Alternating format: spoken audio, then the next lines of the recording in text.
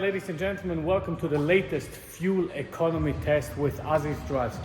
As you can see, there's only supercars here at Remo Auto, and this fantastic spec Cayman GT4 RS. Very beautiful color combination. But I'm here for something else. Today, I'm going to prove that in real life, in real life experience, which means you don't have a big house, you don't have a charging station always available, you live in a rental object, etc., like most of the people, an electric car is not better to use than a petrol engine or diesel car, and I'm going to prove that with one of the arguably best electric cars there is, and it's this one, the EQS 53. I'm going to drive it. I'm going to drive 50 kilometers, charge it up, then drive back and see how much I paid for the 50 kilometers to charge it, So, without further ado, I think we should just get into this EQS. All right, friends, so before we start, there's a little bit of preparation to do because I want to prove that this is a real test, all right?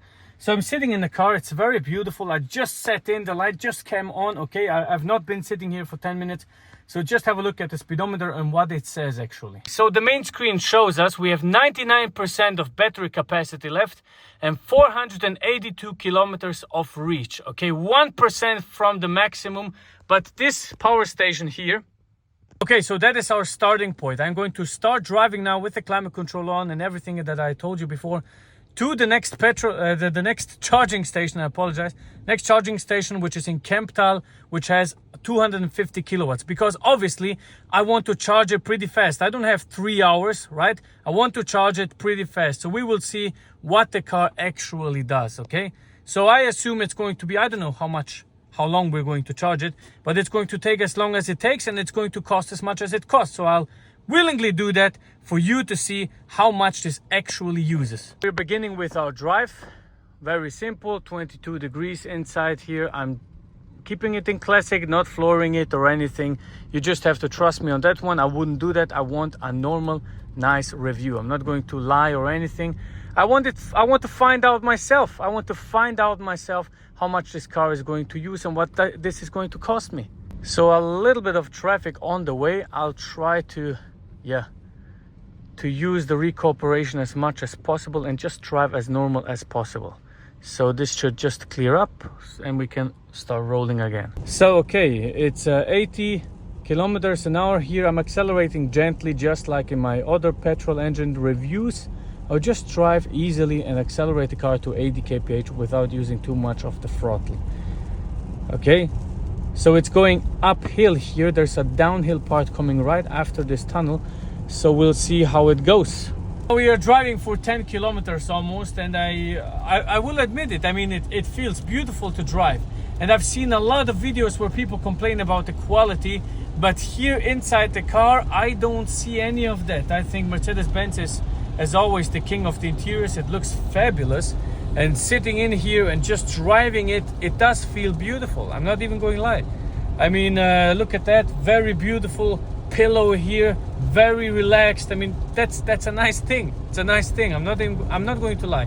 I like the looks are a little bit ugly from the outside, but I like the looks from the interior. This is fantastic to sit in.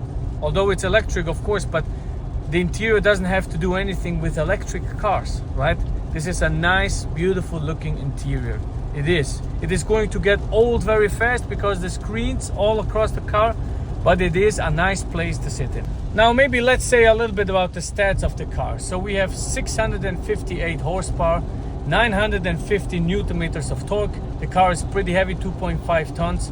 It accelerates from 0 to 100 in 3.8 seconds, and it will top out at 250 kph with the AMG driver's package.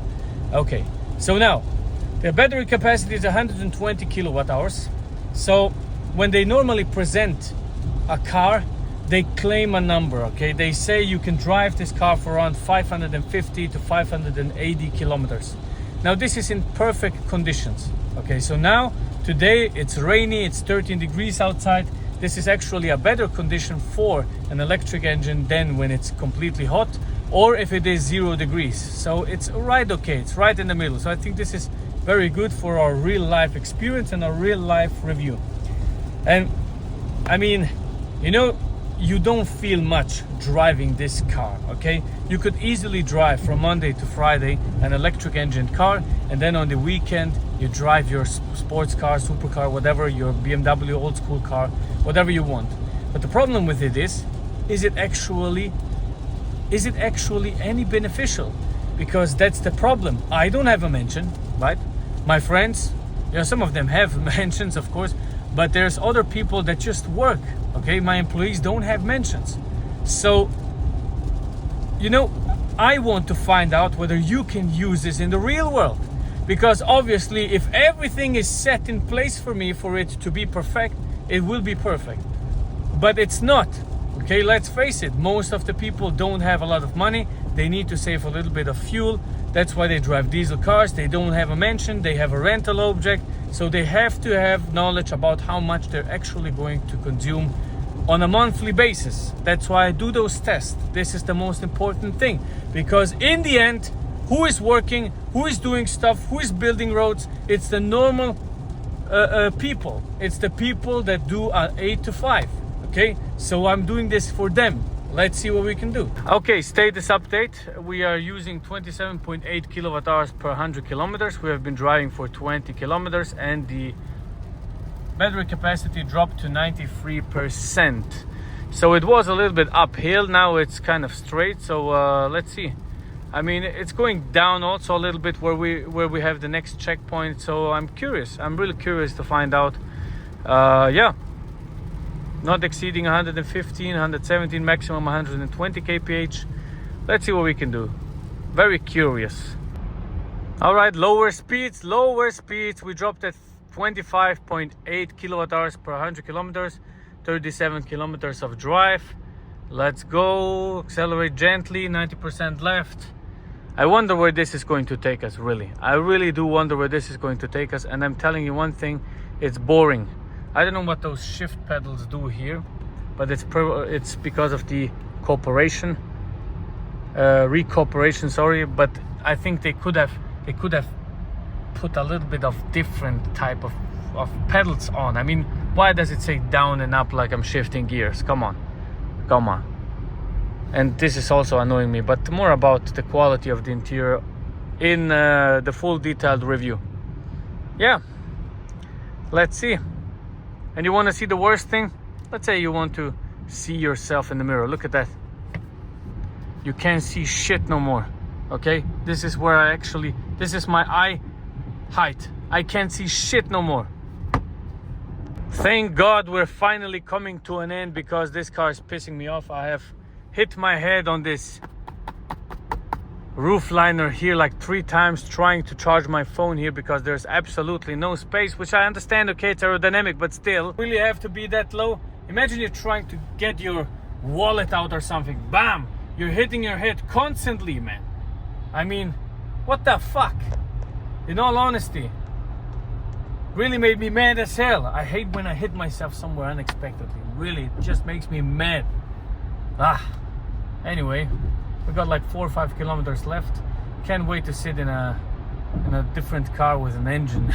Now, I'm not sure if you have seen the Nürburgring video with Misha. If you haven't, please check it out. It was incredible. We drove his Lucid, and to be honest, I think the Lucid is a better car than this EQS. I really think so. And to all the people that thought I was really passing out and I didn't just act, I can do this all day long, okay? It's a joke.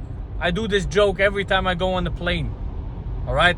It's my 1-2 combination when I get into a plane. So don't write me this shit.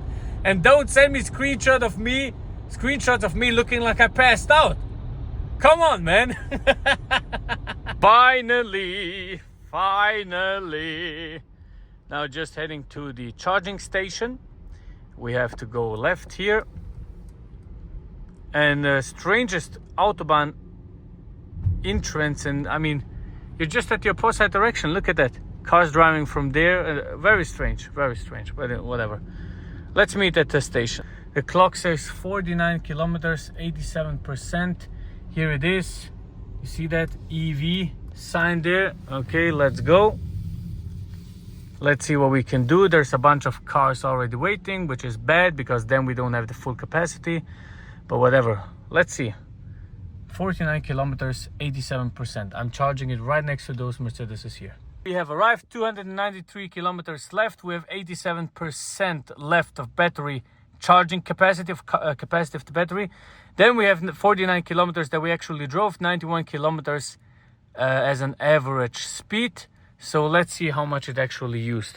Okay, gotta go through that whole process. Just open this up. It's a quick charger, of course, and then you see this new phenomenon here, the scratch marks. This is actually because of the cable. So you put it over here, you press it in, and then you have the scratch marks. So let's see.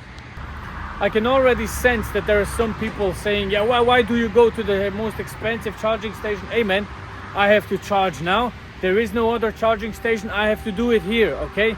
If you want to sit at home and type in all kinds of shit and locations where you want to charge your car, that's the biggest bullshit. I can fill up a car wherever I want, so I'm going to charge it here at whatever this is. Yeah, well, I own it. Let's see how much it actually costs. Let's see. Let's wrestle. Okay, so here you can see we have 350 kilowatts here, which is the absolute maximum capacity of this battery. So 350 kilowatts, it should actually put it in. That shouldn't be a problem. So yeah, let's see how much it actually uses. Let's see how much this actually will cost me. All right, this might take a while. We are at 8 minutes and we have 36 kilowatts, which is 5.803 kilowatt hours, and we are at 92%. So yeah, this might take a while. I'll just take a seat. I'm not starting the car up. It's boring as shit here. Fucking hell. Yeah. When it says 99, I'm going to stop it. 25 minutes rest. My God, you know what I could have done in 25 minutes?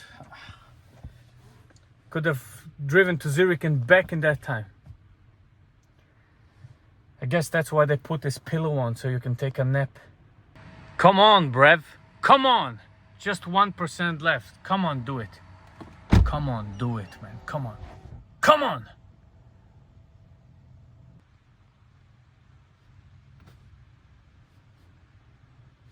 How long can it actually take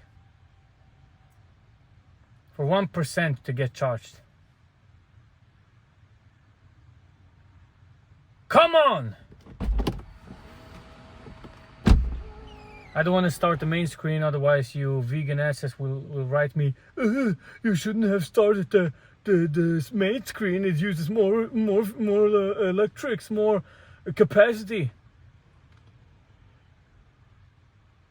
Anyway, we'll see each other a little later. Yes, it's through. God, thank you. Thank you, Lord. Let's check. Let's put this out. Can I put it out this way? Maybe press this button. Let's go. Let's see how much it actually used. And it says 12.957 kilowatt hours delivered. So let me take on quick math. 26 minutes. 12.957 kilowatt hours multiplied by 0.79 Swiss francs per kilowatt hour gives us 10.2 Swiss francs for 50 kilometers of drive. Okay? Now when you look at that, this is approximately 5 liters of fuel, because I calculate $2 per liter, right? 5 liters of fuel for the distance of 50 kilometers. Now, I don't know if you have seen some of my fuel economy tests, but the McLaren did that in 100 kilometers. The Bentley Continental did that in 100 kilometers. It did an 8 liter. Even the M6 did an 8.9 liter to 100 kilometers. Now, what's the conclusion in this topic? Well, very simple. I've charged the car up here. The petrol prices are higher here in Switzerland than elsewhere, and so are the electric prices. But when you just calculate it, I mean, we have $2 per liter, and I'm still better off driving a Bentley Continental. I really am. And I'm still better off driving a BMW M6. So no matter how we look at it, this is just not worth it. The appreciation of an electric car and the overall cost is just much too high. And then you need a wall box, you need to know some spaces, you need to plan out your whole trip, you need to plan all those things out just to be able to, whatever, charge the car up at the right spot. It's just too complicated for me, personally. You do whatever you want, but that's the conclusion. Friends, that's it from me. Thank you very much for watching. God bless you and see you on the next one. Goodbye.